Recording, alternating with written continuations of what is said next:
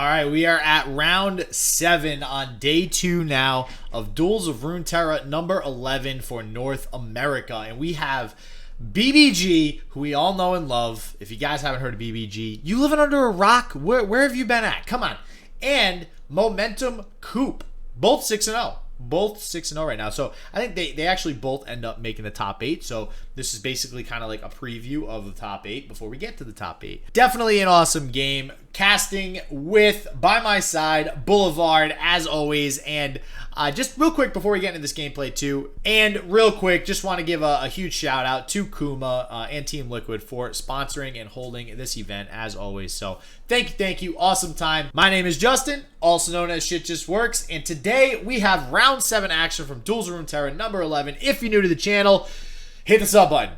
And if you like the video and you like this competitive gameplay actione, smash that like button, comment below with your thoughts on the video. If you want to see more of this tournament action content, definitely let me know your thoughts below. But without further ado, let's get into round 7.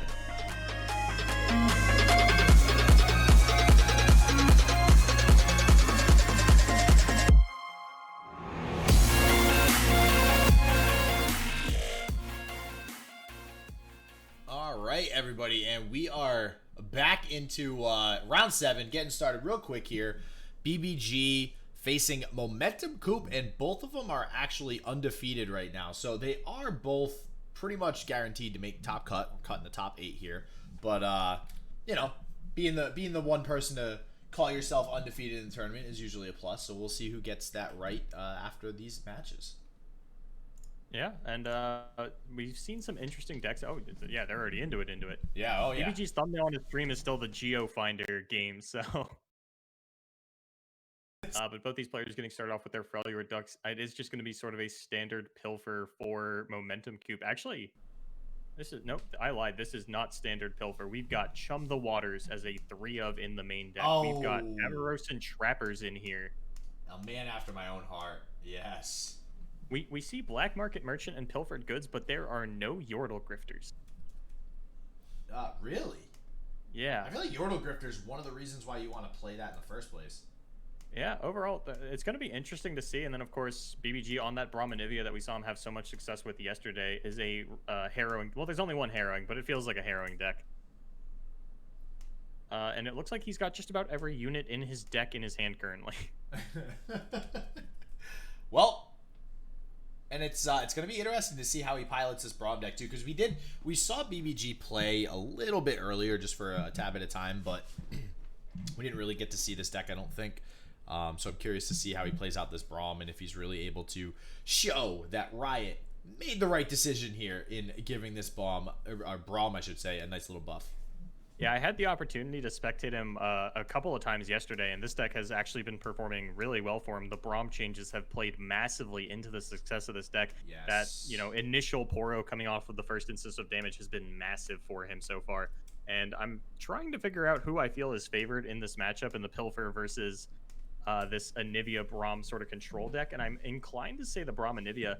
There's some awkward steals potentially on the side of MomentumCoop. Like, there are some key cards that he can take away from him if he gets his hands on a harrowing or, you know, a entreat. It could spell a little bit weird for BBG. The Rekindler, another big card that he could steal. We do see BBG with a couple copies of those already, going to greatly reduce the chances that MomentumCoop finds one of those. But I think whoever ends up with this harrowing has a pretty good shot at just ending up as the winner of the game.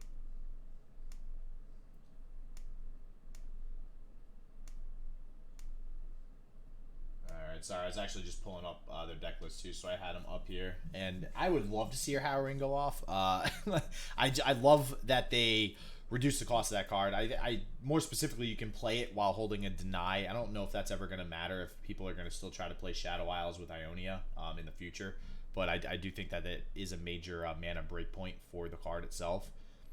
We see here Momentum is off to a very quick start though, with the Yeti.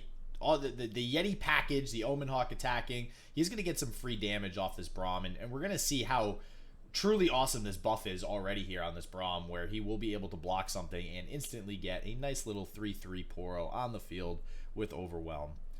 And that one attack, too, is just so good. It just allows you to pick off tokens so much more easily. Yeah, we saw BBG elect not to take the challenge onto the Omen Hawk last turn. MomentumCoop was floating 5 mana, just wanting to play around the Fury of the North, and there we do see the Fury of the North, so BBG making the informed decision to hold back that attack last turn. It's going to play out just a little bit better for him here, and while Brahm's not the ideal target, it is nice to at least have one Rekindler target when you do have, these stacked up on a couple of these in hand. And does Braum have to survive the damage, right? That's why he's he has to survive the damage. This is a little cheeky. I don't know. I don't know if you actually do this for any reason other than just you can. Like, he just wants to see a Poro on the field at this point. But hey, 2 mana for a 1/1 and a 3/3 with Overwhelm honestly is not that bad. So you can't really argue it. I actually really like that play out of BBG just because Pilfer isn't really a deck where your Vile Feasts are going to find a lot of value. Sure, now they can kill the Black Market Merchant, but that's kind of what you have this Withering Wail for. And BBG so far has actually done a phenomenal job of displaying how powerful this Jenevieve buff can be. Normally, under previous circumstances, wouldn't be able to attack with this until turn 8, and at that point, it's a lot later than sort of we see here, where he gets to kind of start to clean up the board a little bit earlier, although I don't think he's going to attack with it. It's kind of hard to say. Generally, I don't think he would, but against Pilfer specifically, they are so light on removal that I think there's a really good chance that Jenevieve gets to sit around for a little while, as well as if the Jenevieve dies and does go to Jenevieve, then he does still have the opportunity to Sejuani at the next turn. Because they are separate entities, it still counts as a dead Jenevieve. Yeah, and this Jenevieve getting frostbitten and vulnerable right here is definitely a big deal for momentum heading into this next turn. Actually, sorry, I can't see because of the chat now. Was that the end of the turn? I don't think so. I just saw a card drawn, so now I'm confused. Damn it, BBG! Stop talking to people in the middle of the game. They said to ignore. They posted in Discord on SmashGG, though, I think. Well, let me see what he's referring to here. Yeah, I'm trying to find it. There was nothing in announcements. Sorry for the delay. We're still doing drops as BBG and his opponent both decided to check in and delayed our drops. I think they started a little bit too early, which is why we were so taken aback when we first started the round. Like, oh man, they already started. And yeah, so they just kind of messed up the process of Kuma a little bit. So thank you. Big shout out to the TOs for dealing with all the BS they have to on a regular basis. Oh, boy. Yeah, I think this is the one match that was fine to fire off. I don't think anybody dropping from the tournament is going to affect the 2 6-0s remaining playing each other. So they're kind of fine, though. Only kind of fine. It's okay. Somebody's still probably mad somewhere, but it's fine. We'll get through it. And now it looks like BBG contemplating lining up an Jenevieve block into the Rekindler or just getting the Vengeance down onto the Sejuani. I think I'm a little bit of a bigger fan of the Vengeance on the Sejuani. Double Jenevieve on turn 8 doesn't feel super impactful. Your opponent does still have, some pretty big health on those units, and of course the Sejuani would not be dying were that the case. Yeah, and this so is I definitely like getting her off the board. Vengeance is just so strong in a situation like this. Vengeance on a Sejuani is probably one of the better units you're ever going to want a Vengeance. So this seems like a really strong play from the side of BBG. I'm curious to see what MomentumCoop is going to do here in response to it. There's really no way for him to negate this Vengeance going off, so the Sejuani is definitely going to die. Yeah, I feel like that was one of the... So I think it wasn't that radical of a statement to say that Sea Monsters is historically Pilfer's worst matchup. One of the big reasons being that, the Sejuani doesn't get a lot of late game value because it can't actually get over anything. The Riptide Rex doesn't pair well into Nautilus at all. But another big thing is just this deck does not have any answer to Vengeance. There's nothing that you don't even get something like a Glimpse Beyond to sort of fire off in response. No Mist Calls, no Will of Ionias, no protection for your champions whatsoever. BBG has the removal lined up into this deck, and honestly, MomentumCoop not doing a phenomenal job of hanging on to cards so far. And this is situations where I start to really dislike the Avarice and Trapper, where you're not... The 1-mana 5/5 really doesn't feel like it's doing much for you. I would rather just draw literally any other card in my deck. Yeah, and that's, I guess, one of the drawbacks with that card, right? Is that, yeah, sure, you get a 1-mana 5/5, but it's not going to your hand. So it is actually taking a draw from you that could have otherwise been a much stronger card. Not to say that a 1-mana 5/5 isn't strong, but it's I guess there's a difference between being strong and impactful. Yeah, that sounds fair. Yeah. And I've sort of harped on in the past that the Pilfer deck actually plays a lot like a Bannerman deck, where you are this very tempo oriented. You're trying to beat out your opponent with that, and the Pilfer package being so mana efficient plays to that strategy very well. And I do think that Avaros and Trapper has a lot of value if you think of the deck in that context. The 1 mana 5/5 helps you maintain board control very well, especially in a deck that is typically ultra light in removal. Yeah, and as we go into Momentum's next turn here, as he goes for this open attack, it looks like he has no way to really pull the egg or the other Anivia for that matter. And even if he did kill the other Anivia, he'd have to kill the egg that comes out, which means that next turn we're going to Enlightenment. And yeah, that's going to be a very painful Enlightenment for MomentumCoop. Going to have 2 Anivias here on the board leveled up, and that's going to be a lot of damage coming next turn. He's going to block with the egg, so that's a little curious because then he leaves it open to a Make It Rain. Yeah, I don't think he's too concerned about it since he does have that other Rekindler. 2 Anivias is really all he needs to win the game. And I think just getting the information that your opponent has a Make It Rain in hand, like I think I had mentioned this earlier in the game that Desu was playing, where there's 4 mystery cards are really scary, but if one of them is Make It Rain, that's really not that scary. Yeah, that's a good point. It's much more impactful towards the beginning of the game than the end of the game. So I guess if he does play that here, it's like, oh, okay, well, I still am Enlightened next turn, so I don't really care about that card right now. God, I'm just happy that the first turn, like, I'm kind of disappointed I couldn't, be here for day 1.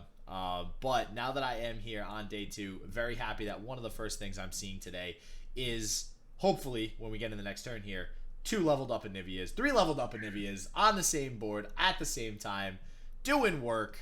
Cool stuff happening today. All right, so MomentumCoop now has 6 of BBG's cards. Oh, the Citrus Courier is actually pretty big. Yes. It's not super big, though, as BBG just still have these 2 Anivias that he can kind of just throw away as blockers that all upgrade next turn. So unless... Well, and this Vile Feast, right? This Vile Feast is going to give him another blocker.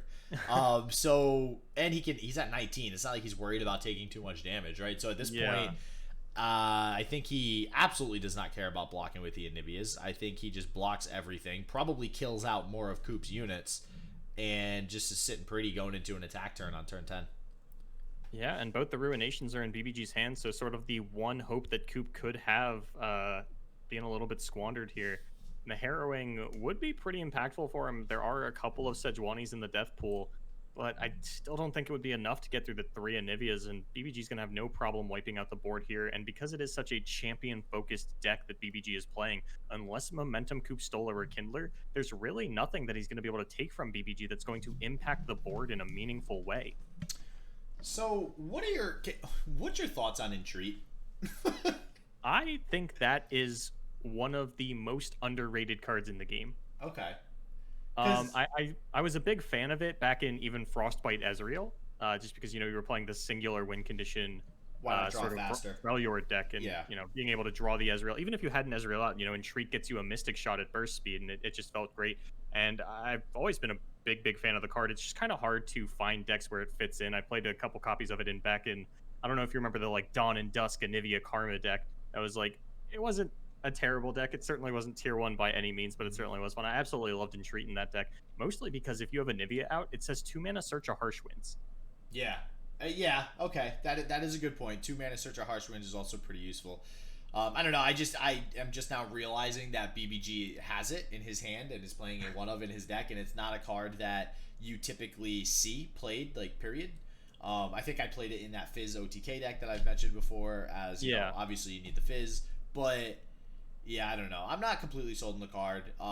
It is interesting to think of it in the way that you're talking about, which is it can pull you to spells, right? The champion spells, which is definitely a big advantage. But we can see here BBG blocking everything out, just like we thought. 1 mana, Coop has, can't do anything with it, and all these eggs are going to be evolving next turn and just wreaking havoc on Coop's board in the second here. Yeah, I think the most recent sort of mainstream playability that we've seen in Entreat was that mono Fiora Freljord standalone deck that Good Day Maverick had brought to a couple of events, where Fiora and Avaros and Sentry are the only units in your deck, so you need to play those 3 copies of Entreat. and that really felt like one of the reasons that he was so inclined to go Freljord. And speaking of going Freljord, BBG is going full Anivia here with 4 copies of the card, going to deal 8 damage to everything on Coop's board, including his face. And let me tell you, back when they did a patch and they were like, we sped up some animations, they did not speed up Anivia's animation. If you have multiple Anivia animations, you're going to be here for a fucking while. Well, that's because nobody was playing Anivia. So if Anivia now becomes prominent in the meta, I'm sure somebody will be, you know, complaining about this pretty soon. I hope so. That was the one thing I hated about the Dawn and Dusk Anivia deck, is you have to sit here. We might even just see MomentumCoop scoop to save himself some time. Yeah. Just because there's no way that you're getting through 14 damage when your opponent has this many Anivias and Rekindlers. You're losing your entire board here. I believe at least 3 of the cards in his hand are still stolen by BBG, and even a Harrowing isn't going to be enough to get it done. So rather than watch these Glacial Storms slowly crawl their way across the screen, yeah, Coop is going to scoop it up. You can't even see what I'm talking about. Coop is so scared of the animation, he was just like, I'm not going to sit here. Coop is scooping. And yeah, even Wolf said in chat, he's like, it's a slow and painful death by Anivia. Death by Anivia. Let's get it. I don't know. I kind of like your terminology of he's going full Anivia. That's definitely one way to put it. And looks like BBG is now up 1-0. God, I was doing so good, and now the matchup score is totally wrong, so I'm going to update that right now. Just ignore the 1-2 that was there. We're going backwards in time a little bit to 1-0. So we see BBG switching over to this MF Scout deck, and I kind of wanted to touch on this because for me this is sort of the third deck in a lot of lineups, which is sort of the deck where it's like, I picked my 2 power decks, and now here's what I have left over. It feels like in a lot of powerful lineups, you're left with Bilgewater, Demacia, and Noxus. Obviously, Demacia and Noxus, not a great combination. We do see Prismaticism running a deck like that, but, you know, I think he's out of the tournament at this point, so we'll ignore that. Just kind of proves my point. And that really just leaves you with either a Misfortune Bannerman deck or a Misfortune Scout deck or Twisted Fate Swain. And Twisted Fate Swain hasn't felt super impactful into the meta lately. A lot more players are going for either the Lucian Misfortune or the MF Scouts. And let me say, in no uncertain terms, this deck performed abysmally yesterday. The only wins that I ever saw picked up with this deck were in mirror matches. Wow. Wow, okay. Yeah, and I will, because they buffed Jenevieve, right? So that's the first kind of, you know, okay, well, now they have like a better Cythria, basically. And he is running, I mean, wow, he's going like all out on it too, right? Razor Scale Hunter, Island Navigator. So this is the typical build that you've been seeing? Players either go for this or they play a Lucian Bannerman deck with Misfortune in it, and then they might run Jagged Butcher as the other Bilgewater card. But those are sort of you're either running Scouts or you're running a Lucian Bannerman. And the Scout decks always go for Quinn. Yeah, you know, part of me just wants to say it's kind of like a worse Demacia, like Mono Demacia, right? Like I feel like Mono Demacia would perform better because even though Jenevieve is now more on par with something like Cythria, I still think Cythria is like a better card than Jenevieve overall, and I think that you could find a similar card that's better like that amongst all of the drops. Like I think Garen as a 5-drop is probably a little bit better than Quinn for what it does and what it's trying to do in these strategies. Same deal with like a 4-drop. Okay, you have Island Navigator and Grizzled Ranger. Well, you have Bannerman, and I would probably take Bannerman over both of those cards. So, or maybe not Island Navigator, so you could argue that. But yeah, I do think this is kind of just a worse version of Mono Demacia, and if it's performing poorly, like you said yesterday, then maybe that's the case. Yeah, just Demacia decks across the board haven't been doing super hot. The Lucian aggro decks tend to falter more than they actually combo off with the Lucian Senna in the early game. And across the board, we've seen these players completely cut single combat from the lineup because you're not really going for that Bannerman strategy anymore where you have these resilient units that can pick on smaller units with the single combat. You're playing reasonably statted guys that are actually just going to, you know, trade 1 for 1 if you do go for the single combat. We are seeing a lot of players with the full 3 copies of Relentless Pursuit. BBG going with full 3 copies of Concerted Strike, just understanding that single combat is not going to get it done. He does need a little bit more, and he is going to have an absolutely abysmal time against MomentumCoop's Karina Control. This deck was put into existence to put Bannerman in the dirt, and that these Scout decks are not too far off from Bannerman, both in play style and sort of the health of their units and general strategy. Well, yeah, and you know, a lot of these units have a 3 health breakpoint, you know, like this Misfortune that we see in the field. And the Grasp of the Undying, we were just talking about earlier, or you mentioned how it was taken out of a lot of decks, specifically because of buffs like Twin Disciples, Elixir of Iron, stuff like that. This deck has none of that. This deck has no way to protect its units. It's just aggressive. It's going to throw more units down. So Grasp is probably going to get good value in this matchup, as will every other piece of removal in this deck. And God, there's a lot of it. Yeah, he's got 3 Rangers Resolves, but he doesn't have any in hand yet. And one of the problems that I've seen is, I'm sure you're familiar with the concept where you've seen players play against a Bannerman deck, and they just hold on to that Ruination just a little bit too long, and it never finds the right opportunity to get fired off, and they end up losing for it. Yep. We've been seeing that happen a lot with Relentless Pursuit, where the players are hanging on to it just a little bit too long. They're trying to find the perfect moment to play it, and by the time they find it, it's too late, it's too gone. They don't have a board anymore because, like you said, there's not a lot of protection in this deck.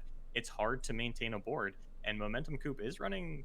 Let me make sure he's running Ruination. I'd be so surprised if he's not. Yeah, he's got a Ruination in there. There's only 1 copy, but it is in there, and he's got a couple of Vengeances. So, you know, these higher costed units like Jenevieve and the Razor Scale Hunter, they're not going to live super long. The Vengeance is there, the Ruination's there. It's hard to go wide, and BBG's even thinking of firing off the Relentless Pursuit right now.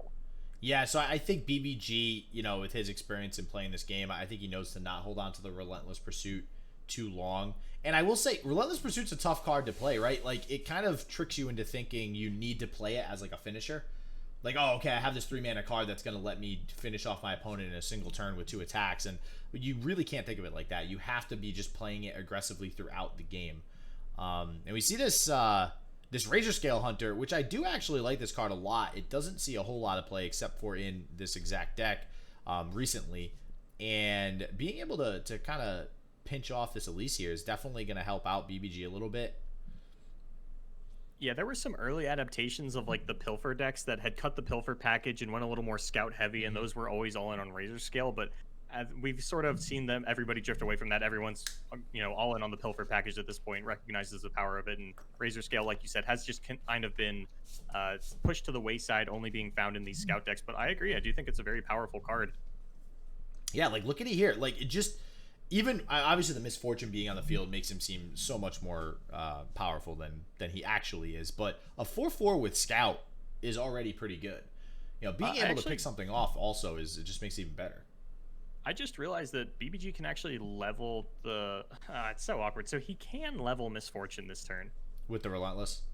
Yeah, but the problem is if Vi blocks the Razor Scale Hunter on the second attack, then he has to attack with the Misfortune in order to actually level her, and because her ability is 3 instances of 1 damage, she'll just get blocked by Vi and also die. Yep. That's... You gotta love tough. Ooh. Yep. Take all of that off the table. MS not leveling this turn, or probably ever, as Vi is likely to pick her off. And I feel like in decks like this, Relentless Pursuit should be played more as a tool to level your or level your Misfortune, rather. Yeah. We've seen a lot of opportunities where players get down a Scout attack next to Misfortune, and if you just Relentless Pursuit on the following turn, and your Scouts are safe to attack, then you have a leveled Misfortune. And I haven't really seen anybody play the card that way yet. They've had opportunities to, and they instead tried to hang on to it as a finisher. Can't really fault them for that. It's just like a play line that I think, you know, practically speaking, should work out more often than it doesn't. Haven't really seen anyone go for that, and BBG overall in a rough spot, but that was kind of to be expected going into a Karina Control versus Demacia matchup.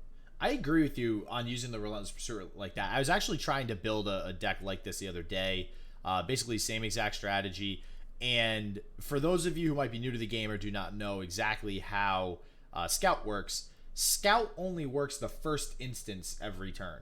So you cannot Scout, attack, Relentless Pursuit, Scout, attack on the same turn. You have to use it like Boulevard just said. So you have to Scout, attack, wait till the following turn when your opponent has the attack token, then Relentless Pursuit. And now because it's a new turn, you will be able to Scout and attack again. That gives you the 4 procs of Misfortune. And yeah, that to me is like, that's exactly how Relentless Pursuit should be used in this deck, because we all know how debilitating a leveled Misfortune is in any matchup. Absolutely. Just a little unfortunate for BBG that Vi is the one card that doesn't sort of fall victim to her feminine charms. Ooh, I like how you put that, feminine charm. Okay. And we do see these players encroaching closer and closer to the turn 9 threshold, where the Commander Ladrosses start to come down and MomentumCoop just runs away with the game. It's kind of weird because there are certain decks where once LaDraw starts to come down, it feels like the other deck starts to get to take advantage of that. If you've committed your entire turn to doing this over and over again, I have all these different things I can do in the turn. Make no mistake, this is not one of those decks. You do not have a lot that you can do in a turn. You will die to the LaDraws once it starts coming down, assuming that MomentumCoop is at a reasonable life total, which he currently is, and that he can continue to control the board, which I don't see him having a problem doing. Yeah, and then even once the Ladros comes down, the Ladros can attack and block as well. So there's going to be some big issues here. And it just feels bad on the side of BBG. He had the Misfortune down, and the dream is to, like, you know, have Misfortune with the Jenevieve come down, right? And then you can challenge, you can scout, do all that good scout fun stuff. And now it's just not going to happen because Misfortune's gone. And like you said, the Vi is pretty much the counter to Misfortune. Yeah, and BBG just has a really awkward hand here, which is why, you know, I'm not the biggest fan of these decks. You know, the Hired Gun felt like the correct play, but it does take both of his 6-drops off the table. This Relentless Pursuit gets worse and worse every single turn. And this turn 8 is sort of... It feels like it's BBG's chance to actually come back. He can take, at maximum, 3 combat phases between the Scout attack, the normal attack, and then the Citrus Courier even, if he can get off enough things. He has the mana to do all of it. But if Coop just attacks with the Vi into something like the Hired Gun and then passes, I don't think BBG's really going to want to fire off on all cylinders. Yeah, and that draw also did not help him. I mean, drawing a Fleet Feather Tracker at this point in the game is basically useless. It's not going to do much for him. The Challenger isn't going to do much for him. You already have Vulnerable on the Vi, so the Challenger doesn't really do anything. It does give you another unit with the Jenevieve, so Jenevieve will be able to get a little bit more value. But you would have much rather liked to have seen like a Quinn or something like that. But I do agree. I think he has to just go off this turn. I think he's got the Relentless. I think he's got the Citrus Courier. Why not just try to go balls to the wall, get some stuff done, do some work, and see what happens? Yeah, it's kind of a weird line because Coop passed turn 8, which was just sort of BBG's biggest fear. But at the same time, what was Coop realistically going to do on this turn? Nothing. With the Vi already on field and, you know, BBG having this extremely non-threatening board, unless he wants to open Grasp of the Undying, the Jenevieve, Coop's not really pressured to do anything. He's just waiting for that turn 9 to get down his LaDrosses. And with 3 in the deck, you know, there's a non-zero chance that he has multiple copies in hand. And I think that Coop does have to play. I feel like he has to play some sort of removal on something. Or it looks like he is going to attack. Because he has to be playing around something like Relentless Pursuit at this point. You know your opponent's playing 3 and Citrus Courier. I don't think there's a reason for you to not try to remove things off of your opponent's field right now so that he can get less value off of Rally, off of Jenevieve, stuff like that. And it does look like the Jenevieve is going to come down. Yeah, we saw him sort of pass the turn earlier on, and that wasn't because he, you know, obviously he wants to attack and kill something, but if BBG just passes back, that heavily favors Coop because BBG's board was so weak at the time. He would have to go for a Jenevieve attack to take out the Vi for the Scout attack, and then he can attack with everything else. He only had 4 damage represented that way. Coop's sitting at a very high life total. BBG playing kind of a risky game here, but I do think these are the plays that he has to make. This is a bad matchup going into it. The deck is perceivably a little bit weaker than it was last patch, maybe just going into the format as a whole. And I really think that BBG has to take some big risks and have them pay off. So it looks like he's making a couple of boneheaded plays here. Like if a Ruination gets fired off here, that is just going to be the game, no questions asked. But what choice did he really have? No, he has to play into a Ruination, and yeah, and there it is. And honestly, I got to agree. There's nothing else that he could have done to actually win the game. So you can't play around Ruination at that point. And that's something that, as you play the game more often, again, for anybody who's just now getting involved in Legends of Runeterra or card games in general, there's certain cards that you play around basically the entire game, like a Ruination. But then there's certain breakpoints in the game where you either think, you're so far behind your opponent or so far ahead of your opponent that now you change the way that you're playing around these cards, or just not even bother to play around them at all anymore, for the rest of the game. So that's what BBG decided to do there, and they took a risk. It obviously didn't pay off, but that's all he could do. Yeah, and it was a little bit awkward for him there that the Island Navigator was the card to come down, and yeah, he didn't even have a blocker for that Commander Ledros. Yeah, that was bad. That was so. Back to your initial point of that Scout deck, doesn't look too hot right now. Doesn't look like it's doing too good. That was hands down the worst matchup for any Demacia deck. But, yeah. So maybe now we'll get to see it play into. It's either going to be Noxus Elusives or Pilfer. and we'll have to see how that works out. But the Demacia decks as of late have definitely become a lot more aggressive and a lot more combo based in their aggression. The MF Scout deck really just wants to let that MF sit on field, get out as many Scouts attacks as possible. Even the Bannerman decks are all in on Lucian at this point, and we want to see that Lucian into Senna curve. And it feels aggressive combo decks definitely feel like they're not as good at being an aggressive combo deck as the Noxus Elusives. And I do just want to, real quick, let everybody know who's listening. We do have confirmation that one 5-2 player will make top 8.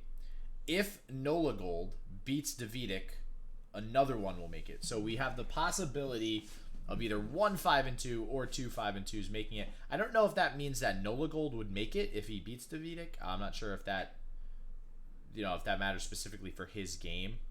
So if tiebreakers do, or if standings do go off of tiebreakers, Nola Gold is the second lowest seeded 4-2. He's the second lowest. Wait, the second lowest seeded?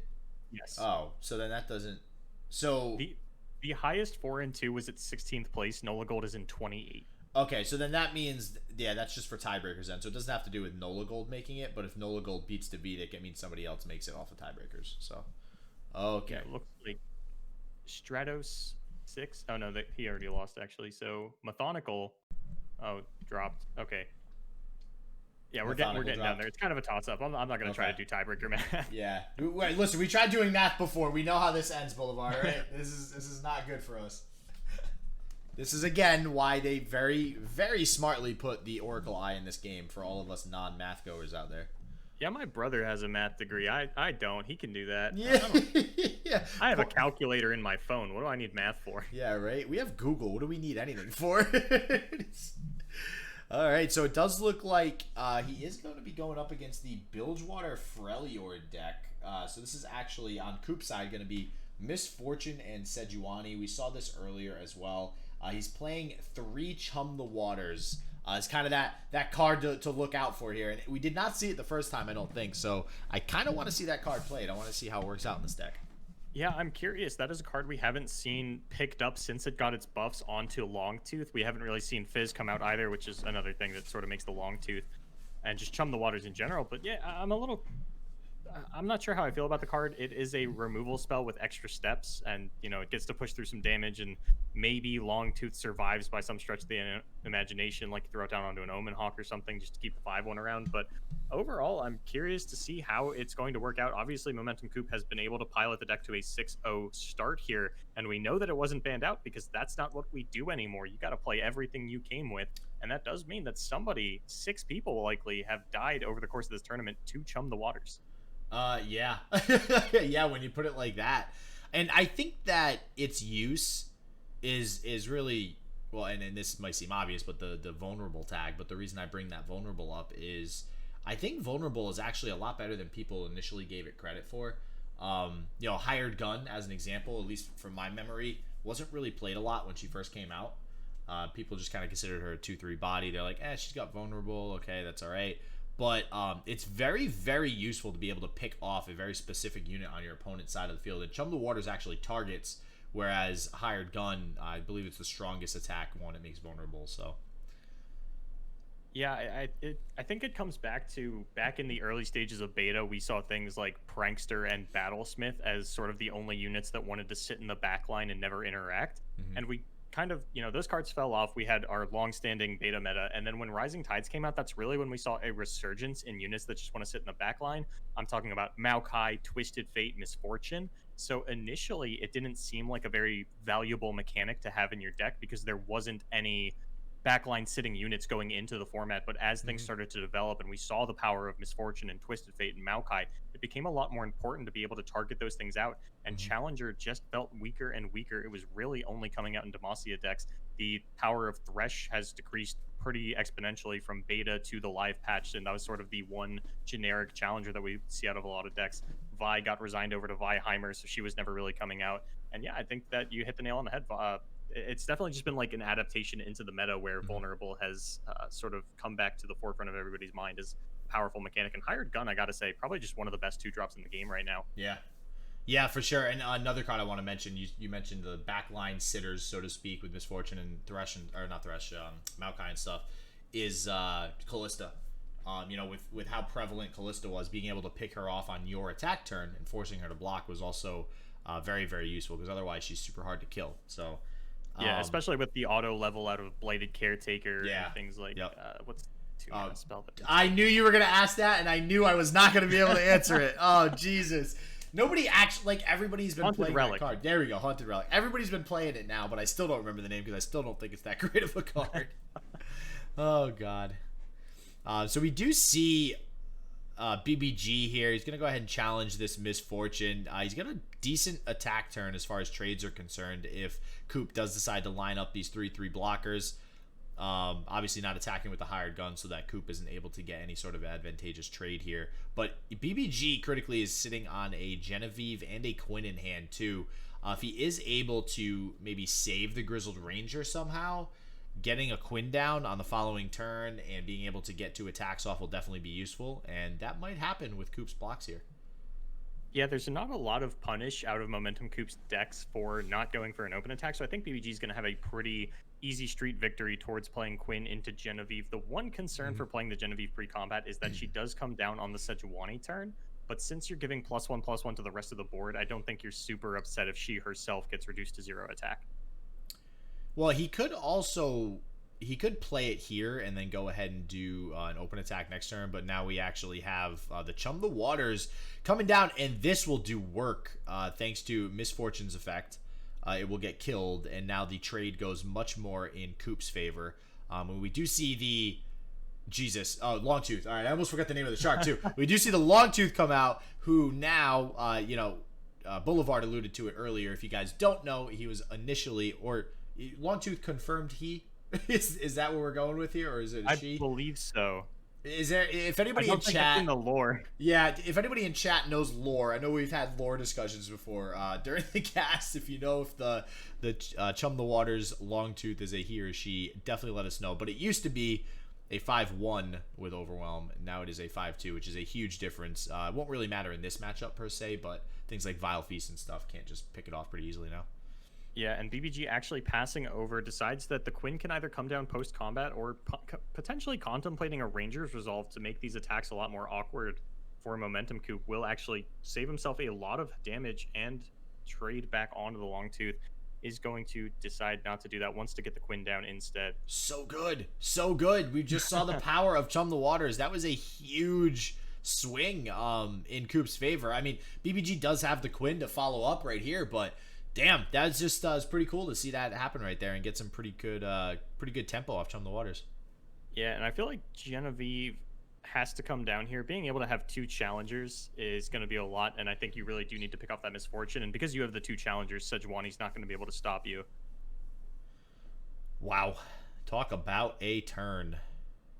Yeah, so we're probably expecting the Sejuani to come down, and it's going to be what, on the Jenevieve most likely. I would assume so. Oh, no Sejuani. Doesn't have it.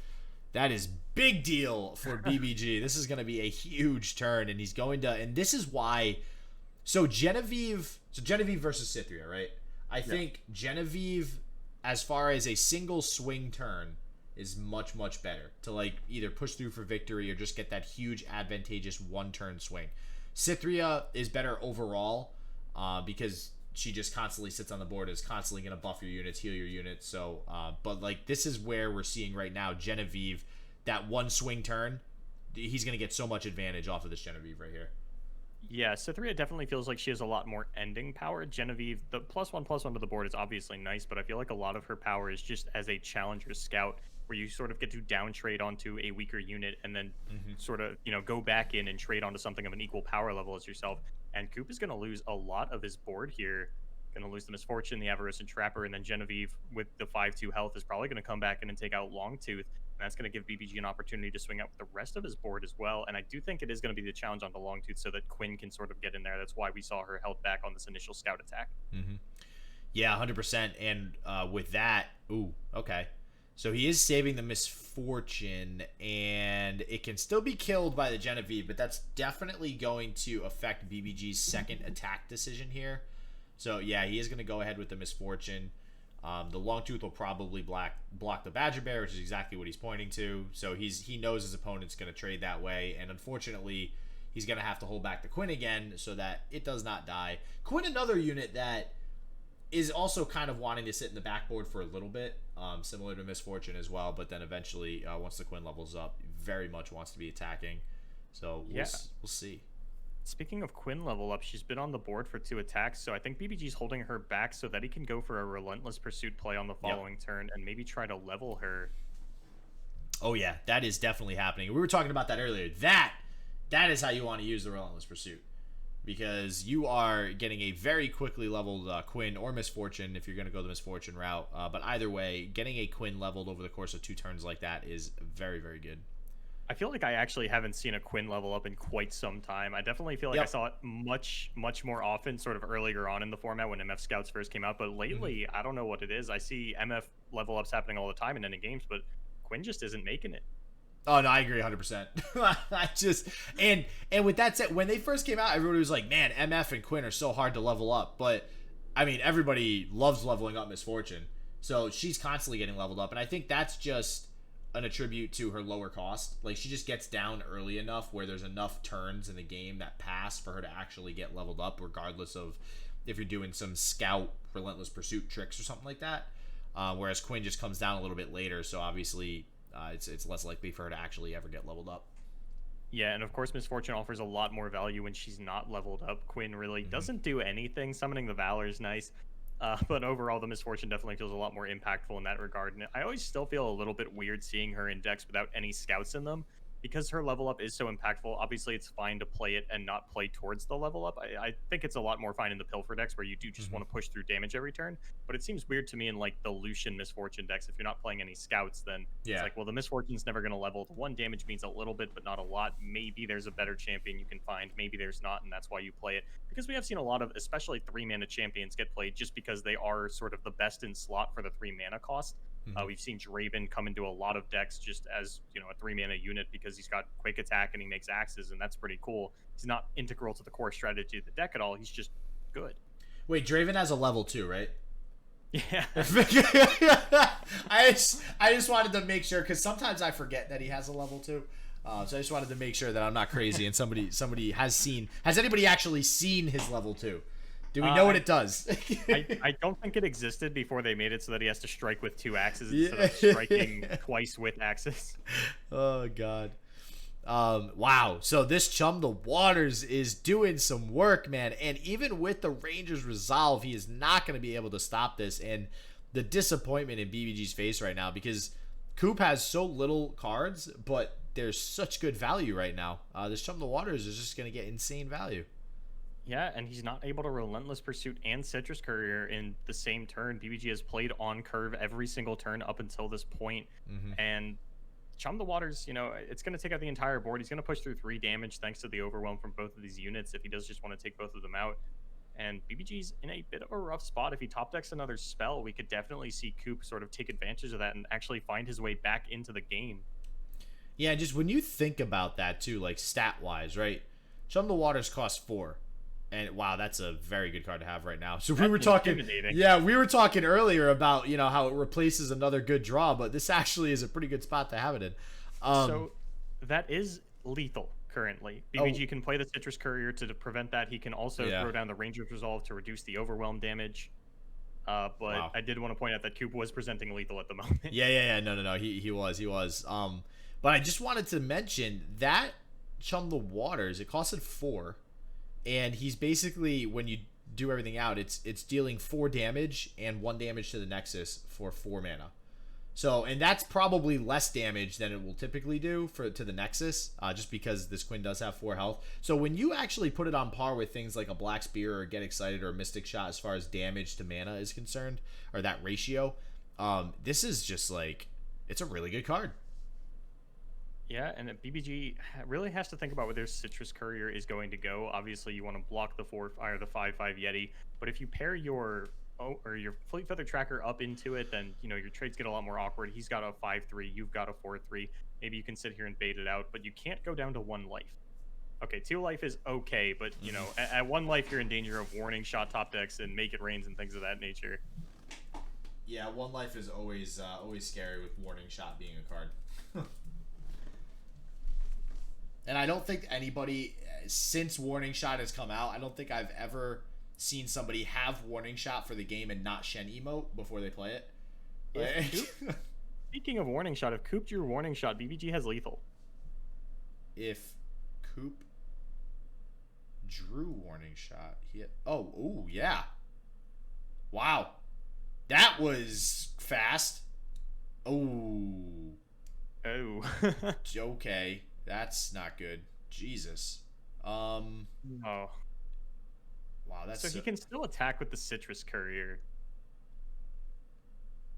Sort of see what he does here, but this is a really sort of awkward state, and once again, I think BBG's had this relentless pursuit for a majority of the game. The Rangers Resolve, I don't really blame him for not using. As I said, there's almost no removal in this sort of MF Sejuani deck. You're really not going to be able to get a lot of value out of it. And he's just been playing on curve for so long, he never had the opportunity. But now we see him down to 2 units. If he draws another Relentless Pursuit, which is very plausible, he has 3 copies of that and the Rangers Resolve. Just a lot of dead cards in these decks that you have to fire off at exactly the right time. And if exactly the right time just never happens, you could end up losing the game off of that. Yeah, and we're seeing that right now with this Relentless Pursuit. Because the longer he waits, like, they're down to, like, almost a top decking mode, or at least Coop is, and BBG's, pretty close to it. He doesn't really have a very wide board to really make a big use of the Relentless Pursuit. So he's, at this point, relying on drawing a Quinn or a Misfortune or something like that. And yeah, that is not really what you wanted to see.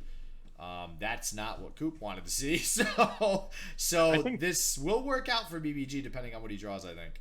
I feel like Coop's actually a little bit advantaged here. The Omen Hawk's a pretty impactful top deck. Misfortune off the top, though. Never mind. Yep. Throw it all out the window. Yep. BBG getting the better of this top deck, at least. And what did Coop find? Okay. What was buffed up for the Omen Hawk? Oh, the 2 Omen Hawks in a row late game feels bad, man. Does BBG have lethal here? Not quite. It looks like he's 2 shy. I was gonna say, do you do this and then play the Rangers Resolve just to save the Fleet Feather, just because there's so little cards in play right now? The Omen Hawk's gonna die to the Misfortune ability. Oh, that's right. Yeah. So, all right. Yeah. No, never mind. It doesn't even matter. Yeah. No lethal. Actually, if MomentumCoop doesn't block, BBG does have lethal, because then he can challenge the Omen Hawk again, and then push through 6 damage with the Hired Gun and the Misfortune and her ability. Oh, if he plays Relentless. Yeah. Oh, yeah. Okay, yep, because of Misfortune's ability. So is that 3, 4, 5? Okay, he is going to throw out the block, though. That does kind of take the lethal off the table for BBG. Yeah, so that would be 2... Wait, 3, 4, 5, would be 6, 8 7. damage. That's 8 is 1 off, okay. So he might just go for it anyway. Whatever is on top of Coop's deck is at +2/+2 from both of the Omen Hawks. Yeah, I see. This is exactly what I'm talking. This is what we've been talking about all game, or just about Relentless Pursuit. He has the best chance to use it. Okay, all right. Yeah, I think. All right. So you have to fire it off here because you put your opponent at 1, and then no matter what they top deck, as long as you just block it, you win the game on the following turn with the Misfortune ability. Oh, yes, exactly. Yeah, you can just attack and trigger the ability. But he was still considering not playing the Relentless Pursuit. And I'm telling you, the exact thought that probably went through his mind was, well, I'm not winning the game off of it, so why should I bother playing it? Like, I honestly feel like that's the problem with that card. It tricks you into thinking you have to play it to win the game, otherwise it's not worth it. Yeah, and actually, Coop has an opportunity to find the lethal here if he did potentially draw that 3rd Longtooth. Oh, ooh. Even the Rangers was not... Okay. Okay. Oh, that's lethal. Oh, that is... That's a better Longtooth, baby. That's Sejuani. Oh, wow. And BBG looks so disappointed. Oh, the look on BBG's face is just... I feel sad. I feel sad looking at BBG's face right now after that. That's... Oof. That's rough. I've never seen someone so heartbroken about losing a game in the middle of a match. Oh, my God. That's like... Like, his soul just died a little bit. I could feel that. Yeah, I feel like BBG played some of those later turns extremely well, and to watch your opponent just top deck the Sejuani to kill you, I can definitely feel the heartbreak for him. And as I had mentioned, these Misfortune decks have always felt like they're kind of fighting an uphill battle from the get-go, and BBG's got another hill to climb when he was almost at the top. Wow, that's just, you could say maybe Coop deserved that after 2 terrible top decks. like like he did just top deck 2 Omen Hawks in a row to put BBG in that position anyways, so I don't feel as bad because top deck for top deck, right? But damn, that was that's rough. That's a tough loss. I feel for you, BBG. I feel for you. Yeah, and so far BBG has actually lost 2 games with this Misfortune deck and is going to stick on it, not switching over to Weiheimer. Well, all right, so back to your point of saying that you don't really think this deck has been performing too well, which I'm tending to agree with in watching all of these games. I got to ask myself though, BBG is 6-0. Like he has to have done well with this deck at some point. He has to have won with it, right? Yeah. So I don't know. I mean, we must be missing something. Is what I'm getting at, I guess. In the games that I saw, and I think I had managed to catch him for 2 rounds, I watched him pick up his win with his Scout deck against other Demacia decks. Okay. Wait, those are the ones you saw it win. Yes. Okay, so it's just So far, I have only seen this deck beat other Demacia decks. Wow. Yeah, I don't know. And we have Con Juice or Conk Juice, sorry, in chat, saying that maybe it's just BBG's version of his deck. And have you seen any other different versions of the Scout deck floating around, or? I mean, there's a little bit of differentials in the lineups of the Scouts. Some people are playing... BBG has no 3-drops in the deck other than Misfortune. I've seen a couple of people even going for things like Petty Officer just to create that, get a 3-2 down, create another 1-drop, kind of like we saw House Spider in older Bannerman decks. But overall, I'm inclined to lean more towards the Lucian Misfortune Bannerman decks over Misfortune Scouts. I've always felt like this was sort of the weaker of the 2 versions of the Demacia decks that we do see. And I could be wrong there, but it's just, I think it does come down to personal preference, and there is a lot of personalization in lineups right now in Legends of Runeterra. It's one of the things that makes the card game so great and fun to watch and fun to play. But when I see people who don't agree with my personalizations, I hate them for it. BBG, you're a loser. I actually 100% agree, and I think really the only reason we're seeing an influx in Scouts being played is Jenevieve buff. I think it was buffed, so everybody's like, hey, this must be good now. Let's give it a shot. And I don't think that shot is really doing too well, but it's competitive. It's at the very least, it's a competitive deck. It works. It does at least okay against other decks. Whether or not it's tier S is yet to be determined. Yeah, someone in the chat just said they locked their top 8 spot in with the Lucian Senna version. That's what I'm talking about. I feel like that's the better version. Yeah. Because I think that one's doubling down more on the aggressiveness of the deck, right? And yeah, I think it's a lot less combo-y. Yeah, yep. I think any deck that really doubles down on a singular strategy is going to be rewarded for that, because you're taking some of the RNG out of the game where you just have one goal and you're just going to try to go after that one goal the entire game. It also just builds up better early boards. Like we see in BBG's list, his 1 and 2 drops are actually extremely weak, like Hired Gun, Bright Steel Protector. When I'm throwing down things like Lucian and Senna and Misfortune in the first few turns, my early Relentless Pursuits feel a lot better and a lot more impactful. Since my Lucian and Senna do have that inherent protection of the quick attack, they're a lot harder to block, and you don't get anything like that out of the Scout deck, making the Relentless Pursuits a lot more awkward. Yeah, Relentless Pursuit, it's such a... It can be so good, it can be so bad. It really can. Because I've seen so many people in competitive tournaments for Legend of Runeterra as well lose the game or lose the match by having either a Relentless Pursuit too early for the whole game in their hand, which is what you've been referring to, or just by having too many. You draw 2 or 3 Relentless Pursuits, obviously it just feels terrible. So it's just such a polarizing card. Yeah, and now BBG does have sort of his ideal opener against a deck like this, where you do have your Fleet Feather Tracker and Misfortune allowing you to pick off some of these elusives, but that's a massive 8 damage swing by MomentumCoop on turn 3.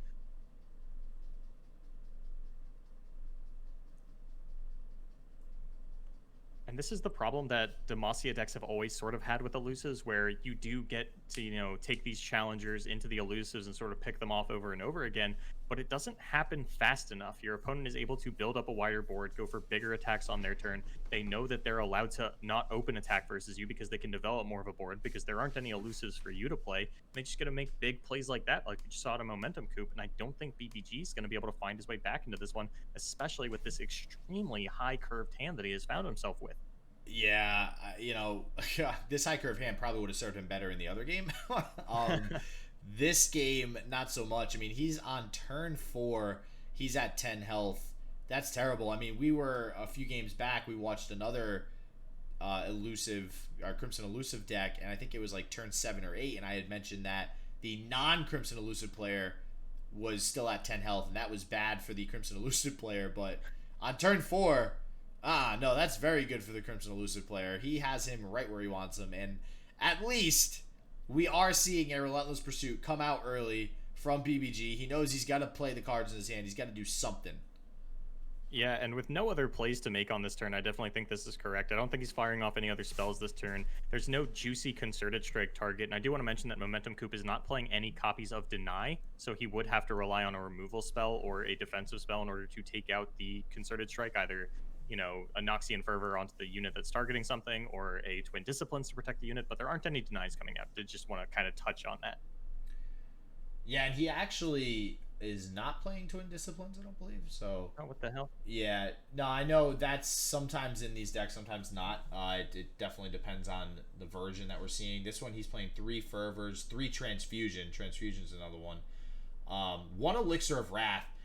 God, that card's toxic. I hate that card so much. That's a pretty good adjective for the card like that. Oh, God, I hate that card so much. It's like, you think you have the game won, your opponent's sitting on 1 mana, and he's like, nah, or 2 mana, and plays 2 of those. It's like, man, how do I play around 2 Elixir of Wrath on an elusive unit? Like, I've seen a couple of the Harrowing Darius decks where they will like Elixir of Wrath an unblocked unit and then Atrocity that unit, and I'm like, hold on, that's cheating. Yeah, but yeah, is that actually a thing? Can we do that in this game? You just did 1 mana to deal 6 damage. Yeah. Oh, here we see the Transfusion coming out to save the Navori Conspirator, keeping that elusive alive. Can you believe that back when Championless Burns first started to pick up, there were people who were not playing Transfusion? Yeah, wow. No, I can't actually. Transfusion is such a such a good card. Okay. Oh god. BBG has a chance to stabilize here. He does have the Citrus Courier, and he can level the Misfortune next turn. So this is sort of the last turn that he has to sort of stabilize his life, make sure that he doesn't die. We only see 2 Decimates out of MomentumCoop. We do know that he has the Precious Pet in hand, and there is a chance for BBG to actually come back into this game and win on turn 6 with a very explosive turn. That's not a great start to things for BBG, though, because he does have to play a slower turn in order to win next time around, and he is going to open himself up to Decimate. Oh. So this is going to force the Concerted Strike out probably on the Zed just so that he lives? Yeah. Yeah. But without getting the Quinn out... actually, the Quinn doesn't matter too much, because you can just attack with the Hired Gun, and then the Citrus Courier is going to give you the Misfortune level up anyway. And he does actually have some pretty good blocks with the Ranger's Resolve. I mean, he'll live, but the thing is, you know, Coop has so many different top decks. Yeah, he's going to have so many top decks. He could get a Decimate. He could get another Rear Guard. There's just so many options. So it's... I think it has to be Decimate, since I think... I haven't done the math here, but depending on how Coop attacks, BBG is just winning the game next turn, or at least gaining the 3 life off the Citrus Courier. I think I'd actually have to give the advantage to BBG at the moment. So I'm trying to think... because Coop could prevent the attack next turn as well, can't he? I'm just trying to... the Misfortune is still going to push through the damage to trigger the Citrus Courier ability. Well, he could, because this is the 3rd attack. Yeah, so... Yeah. I'm thinking, like, if he has a Noxian Fervor, he could kill the Misfortune if he needs to. If he doesn't have lethal, right? I'm trying to think of what else. This Citrus... I mean, the Citrus Courier will... Okay, yeah, so actually, no, I think you're right. If he draws a Decimate, because then he can play it when the turn rolls back over to Coop, but then that'll open up the Citrus Courier for BBG, which at 2 mana, Coop won't have anything to kill him. So yeah, I do think this is wrapped up unless Coop just top decked a Decimate. Yeah, even killing the Misfortune is a little bit weird, because then it's burned that you're not throwing at BBG's face, and he's about to gain 3 life. Well, it does come down to what Coop drew. If it is a Decimate, there's nothing BBG can do about that. Well, you don't know if BBG has a Citrus Courier, but you're probably assuming he has some sort of rally like a Relentless Pursuit. Yeah. So I that's why I'm saying you might want to think about killing the Misfortune and not sending Burn to the face if you don't have lethal. We can see all of his hand pretty much now, so we know he didn't top like a Decimate. So that is game, it looks like, but This is definitely... This was interesting. This was a very interesting game that I don't think BBG should have came back from, but he did somehow. I'm not convinced he's out of the woods yet. Because of that one block, he doesn't actually win the game just yet. He can only push through 5 damage. Granted, Coop's not in a great position after that, but is not necessarily out of the... he's not necessarily dead. If we see like a solitary monk off the top, then Coop could actually win the game. That's not good. Oh, that's terrifying. That's why... that's terrible. That's like... Okay, wow. That's just lethal for Coop, right? He's gonna... Yeah. Oh no, BBG's only gonna take 4 damage, and then he has the Navori Blade Scout on the following turn. Actually, yeah, if he just doesn't block with the Navori Blade Scout, I'm pretty sure Coop just wins, right? Wait, no, because then 3... He has to block with the Navori? No. He can block with the Precious Pet and the... Yeah, so... Okay, see, so yeah, I agree. I think he should... Oh, right. I forgot about the Misfortune Overwhelm. That's what it is. Oh, okay. Okay.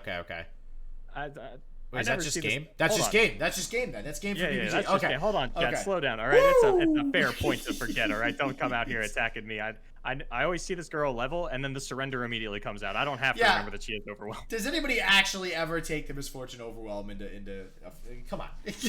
Come on. It's like the Draven Overwhelm. Like, I was just going to say that, yeah. Of the time.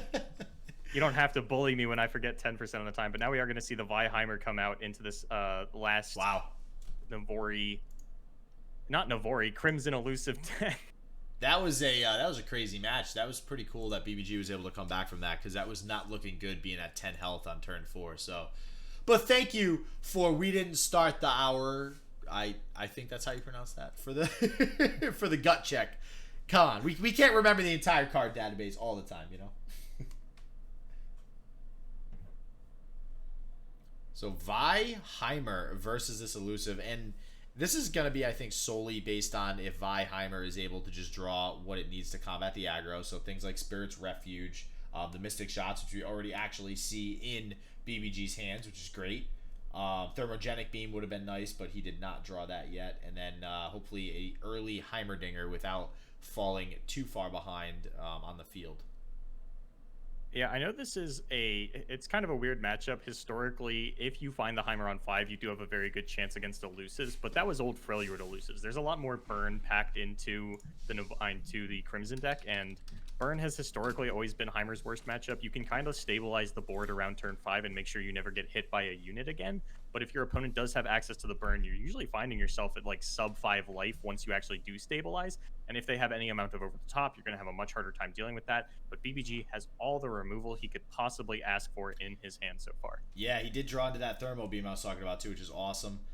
Real quick as well, I know Davidic was actually just talking about how he sealed the deal to make the top 8 with his deck, and because you beat Nola Gold, there will only be 1, 5, and 2 that makes top 8. So that's what we're going with, and we're sticking to it.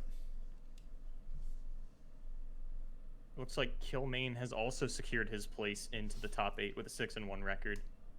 There we go. Yeah, so those are the only 2 that have finished their round and have secured a spot, right? Yeah. Okay. Cool. Looks like BBG. This feels a little bit weird using your removal on non-elusive units, but it does get down the Eye of the Dragon or the Claws of the Dragon. Claws of the Dragon. Okay, this is Claws of the Dragon. Yeah, gets that down, and he does pick up the Shadow Assassin, meaning he's going to have his own elusive to fight against these Green Blade duos. I almost said Eye of the Tiger. Oh, I gotta get a button for. Oh, you know what? I have not been playing the Victory Fanfare. Guys, chat. Jesus, chat. You gotta get on my ass for that stuff. Come on. All right, we got this in this game. This is game 5 of BBG and MomentumCoop. So we are getting some Victory Fanfare no matter who wins. You're not gonna get DMCA'd for that, are you? I better not. Jesus, it's a freaking 3-second clip. God, why'd you have to go there? Why'd you have to go there? So I'm not 100% on this, but I'm pretty sure if you play something for less than 5 seconds, you can't get copyrighted. I think, yeah, but then again, anybody can sue anybody for anything, so. That doesn't mean they'll win. Yeah, it doesn't mean they'll win, but you know. Oh man! All right, so everything's gonna be less than 5 seconds on my soundboard moving forward. Okay, it's like I get DMCA'd for Rammus. Okay. I was waiting for the air horn to be what DMCA. Yeah. It's like, well, prove that that's the air horn that I actually used. That sounds a lot like the Goodyear blimp air horn. So Oh, and I was doing a get over here for the Challenger unit. So, well, you know what? I'm actually going to save that for the last round of the day from now on. And Top Cut. We'll save the soundboard. So whoever gave you this soundboard is just trying to get you sued and kicked off Twitch. Yeah, I know, right? Oh, God. But BBG still lining up answers into units. MomentumCoop looking a little low on cards, and BBG looking pretty high on health. And while he doesn't have a Vi or Heimer yet, does still have Claws of the Dragon aplenty and that Deep Meditation for the refuel. Yeah, this is looking very, very good for BBG right now. So now we're on turn 5, and he's still sitting pretty at 16 health, with his opponent not looking too good as far as gaining tempo or card advantage over him either. And he's got the Deep Meditation as some backup here, so things are looking on the up and up for BBG. Yeah, and I was actually trying to look at and compare the amount of elusive units between the Crimson versions and the Freljord versions. Okay. And I think that the Freljord versions actually do run a fair amount more. The only one that the Crimson deck has over it is Solitary Monk, but then in the Freljord version, we typically see both Kinku Lifeblade and Windfarer Hatchling. Yes, yeah, Windfarer Hatchling I think is still sometimes played in the Crimson Elusives as well, but it is usually cut. I think you're right about that. So it's just something I kind of want to look at and make note of, because Coop has done not a phenomenal job of running out elusive so far. Here we're going to see the Navori Blade Scout, which I kind of count as half of an elusive. Yeah. It feels like more of an elusive in this deck, where you do have the Retreat and the Solitary Monk to continuously bounce it back, as well as, of course, the Navori Conspirator. Mm-hmm. But BBG so far done a phenomenal job of hanging on to his life total, and does have a little bit of refuel, and it looks like he's going to have some opportunities to play it relatively soon. BBG has this get excited for the Crimson Disciple while Coop is tapped out. I would have to assume he's going to discard this Twin Disciplines, if anything. Might use that to protect one of the Claws of the Dragon, though. Yeah, I think you kind of have to save the Will of Ionia, because it's kind of like a get out of jail free card for a lot of different things that happen on board. So yeah, he's probably going to get rid of the Twin Disciples. He does want to get rid of the Crimson Disciple, so that he can't play any sort of Imperial Demolitionist or anything like that, or Transfusion for that matter, on following turns. Can't do anything with 1 mana, thankfully, too. So we'll see if he does decide to go that route. Yeah, and if he does take it out, he's still falling down to 10 life on this turn, thanks to the 2 Grenadiers and the Blade Scout that he's not going to be able to do anything about. And I am a little curious to see if he actually wants to take out the Navori if Coop doesn't attack with a Disciple, but he does lock in that attack. Doesn't matter. BBG deciding to get rid of the Will of Ionia, potentially. That's interesting. Now, my first thought is maybe he wants to save the Twin Disciples to... See what I mean? Toxic. Toxic. See what I mean? That is toxic, all right? That is not cool. BBG down to 7 life. Wow. And only... Well, this is technically 3 cards. He can play the Deep Meditation, but I want to say maybe he wanted to save the Twin Disciples to pair with the Spirit's Refuge, but I don't even know if I agree with that. Like, that just seems so odd to me. Just immediately fires off the Flash of Brilliance, looking for Progress Day, a True Shot Barrage, or Ritual of Renewal. There are quite a few things he could have gotten. Instead, gets Stand United. Which is not going to do much good for him at all, honestly, for the rest of this game. Now, the other reason I don't like keeping the Twin Disciples there is that Will of Ionia has much more use when you don't have units. Yeah, but this Solitary Monk pickup is massive, and now he will be rewarded for hanging on to the Twin Disciplines. If Coop throws out something with this Blade Scout, there was only the 1 copy of Elixir of Wrath, so that's a little bit off the table. But yeah, picking up the second Will of Ionia off the Deep Meditation definitely going to help out BBG a bit here. That keeps him a little bit safer from things like Noxian Fervor. And because Coop only plays 2 Decimate, and BBG having the answer for Demolitionist or Fervor, Coop's got to find double Decimate to sort of pick this one up. Yeah, definitely here, and probably like in the next, by his next attack phase. I mean, if he cannot win by his next attack phase, there's a pretty good chance that BBG will be able to take this home. I'm trying to think of what MomentumCoop could draw otherwise that would help him out. His own... I think Zed. Zed would definitely be good, and that actually gives you more argument towards... You were asking me earlier, should you play the championless version or do you prefer the Zed version? In instances like this, Zed is huge. It allows you to kind of come from behind a little bit better, so you could argue Zed for that reason. But at this point, I think he needs an elusive unit to now target, his opponent's elusive units and block them. Yeah, and in picking up the deny does mean that things like Decimate are off the table. I think firing off the Will of Ionia, extremely reasonable. 4 mana, negate 4 damage. I'll take those all day. Oh, yeah. And you still have the deny to back yourself up with, like you were saying. So I think this is in the bag for BBG. If MomentumCoop can't somehow win it here. Oh, that's yeah. You're beating a dead horse now. That's toxic. Yeah, that's bad. So yeah, I think BBG is going to be able to take this one away. He might even throw out the twin hold on, let me count the mana real quick. So BBG does have 12 mana, so if he really wants to, he can like Spirit's Refuge the Solitary Monk, buff the attack of it with the Twin Discipline, and still have the deny backup in order to put himself back up to a very high life total. Yeah. As Coop does get arguably the perfect top deck with the Shadow Assassin. Yeah. It kind of depends on what came off of that as well. But I think BBG is going to be able to stranglehold this one out. Solitary Monk, just a very powerful card. I'm curious to see the implications if Coop drew a Solitary Monk of his own. But I think he's going to die a little bit too quickly to everything that BBG does have out to sort of sit here and try to combo off again with the Demolitionist and the Disciple. Oh, yeah. Well, that's exactly what he got. I don't know if that does too much for him, though. I feel like he would have had more damage go through if he was wide. He actually does live on board, though, right? If BBG just attacks, that's only 6 damage. So he could be now trying to wait out until 2 turns from now, which honestly might be his best play. I mean, he doesn't know that BBG has a Spirit's Refuge or a Twin Disciple, so we'll see if he decides to actually block here. Yeah, and BBG just going for this does mean that with his hand available to him, he doesn't have anything to stop the Demolitionist unless he wants to play his deny on that, which I don't think would be unreasonable since it does represent 4 damage, which is the most damage that you're ever going to be able to deny. Yeah, I gotta kind of agree with you there. It just feels really bad to use it on something not named Decimate, as it is a pretty minimal mana commitment for Coop to throw out there. I feel like deny just kind of always feels bad to use it on a skill. I don't know if you kind of get that feeling.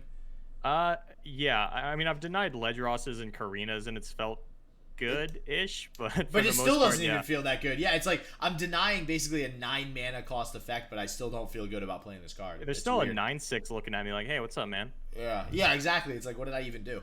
How's your life total feeling? So this is very interesting how this game has played out over the last couple of turns, because it very much looked like BBG was just going to go ahead and be able to take it home. But the way that Coop has played this out and has been able to stall himself out for at least a couple more turns, I mean, he may be rewarded if he does find a Decimate. He did find a Decimate, so there's going to be the deny, but he still has the Imperial Demolitionist now. Yeah, and I think this is sort of one of the major advantages that the Crimson version does have over the Freljord version is while the Freljord version has the go wide, Windfarer, Hatchling, try to end the game button, things like the Ionia Noxus deck do have the Solitary Monk for these recycles onto these sort of combo-y effects that you have in the early game, as well as, just being a phenomenal turn 3 play. And it gets a little bit more power out of its units in the late game than you sort of get out of the Freljord version, where you're just kind of hoping to draw the right cards into the late game here. If you can maintain a board, Solitary Monk can bail you out of it, and we might see Coop win the game because of it. Yeah, and now there's no answer to a Noxian Fervor on the side of BBG. So that just straight up wins Coop the game. He might be punished, too, for not having played the Spirit's Refuge previously. Like, he had an opportunity to actually play it on previous turns, but he decided to hold it back for the time being. He will be able to play it now if Coop does decide to attack, so we'll see what happens with that. And that should put him out of range, especially now that he does have 2 of them. I'm checking real quick. So okay. I was trying to see if there were any other attack buffs in the deck, and that's why he had to go for this sort of transfusion play. Or, sorry, the blocking all the way to the left instead of a different unit. So I do think Coop maybe should have put the Navori Blade Scout there, understanding that BBG is going to have to play around Transfusion if he is going for a Spirit's Refuge play. Yeah, yeah. But I think Transfusion is still lethal anyway. No, because of the second Spirit's Refuge. Yeah. Yep. So right now, please hover over the eye again, BBG. I don't want to count. Please do it. It's the same damage either way. He's going to put him at 4. The problem is that if he doesn't block the Navori Blade Scout, then Transfusion could be lethal by going on to units that hit the Nexus before the Shadow Assassin actually gets her block off. So Coop did sort of play the right side of the board correctly. It was just a little sketchy on the left side. Okay, I was gonna say that's a not transfusion. good. That's not good. No. Wow. That is just straight game. And there's no other way that BBG could have played it because he would have had to. Okay, so actually, there's a way that BBG should have played it, I think, to play around everything. If he did block the Blade Scout, then he'd be able to stand united and switch his blockers so that the Solitary Monk would block the Blade Scout and let him live. Yeah, or he could have played both Spirit's Refuge on both of his blockers and then waited for whatever MomentumCoop played, because he still would have gained 6 health total. He would have been... would he have been able to live? No, he would have still taken 6 damage, so he had to play the Twin Disciples no matter what.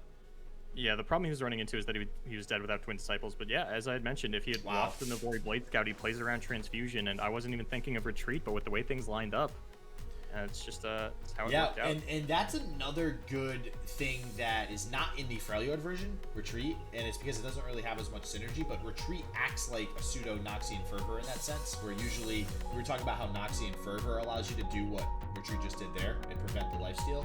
Retreat just did it for even cheaper. So pretty cool stuff there. And that's it, guys. That'll wrap it up for at least the Swiss rounds anyways. We still have some top 8 action coming up. So do not forget to turn on that bell to get notified when those videos come out. I hope you guys are looking forward to them. It was a blast to cast. So as always, everybody stay healthy, stay positive. I hope shit just works for you, and peace out.